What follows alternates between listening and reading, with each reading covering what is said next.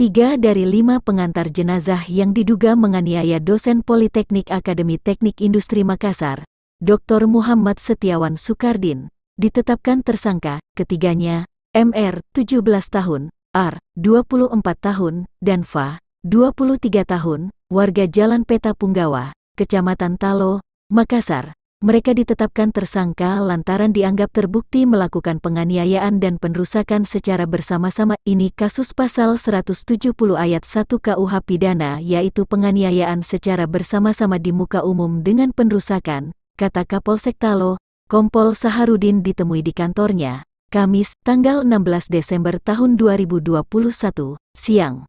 Kompol Saharudin menjelaskan, awal mula pengeroyokan itu terjadi saat korban baru saja keluar dari kampus Politeknik ATIM Makassar.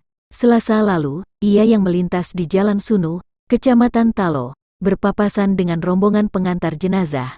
Pada saat melihat iring-iringan pengantar jenazah itu, korban meminggirkan mobil memberi jalan.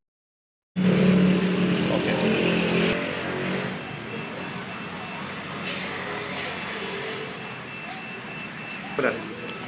Ini kasus 170 ayat 1 KUH pidana, yaitu penganiayaan secara bersama-sama di muka umum dengan perusakan.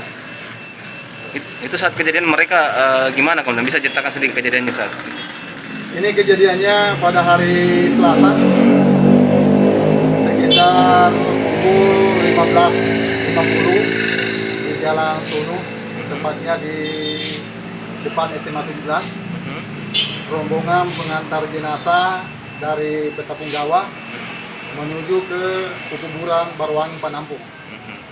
Pada saat dalam perjalanan melintas di Jalan Sunu, ada pengendara lain yang berlawanan keluar dari kampus ATIM.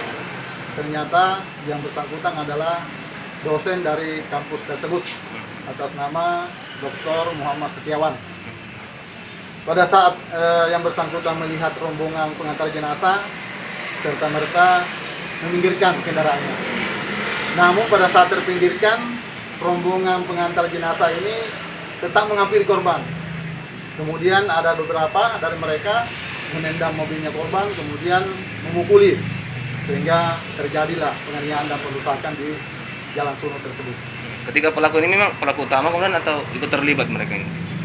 Pada saat kejadian kita periksa CCTV, saya perintahkan Sabang Kanires, kemudian tim sus bekerja sama dengan Jatanras Polrestabes agar mengungkap kejadian tersebut, agar mengamankan pelaku-pelakunya.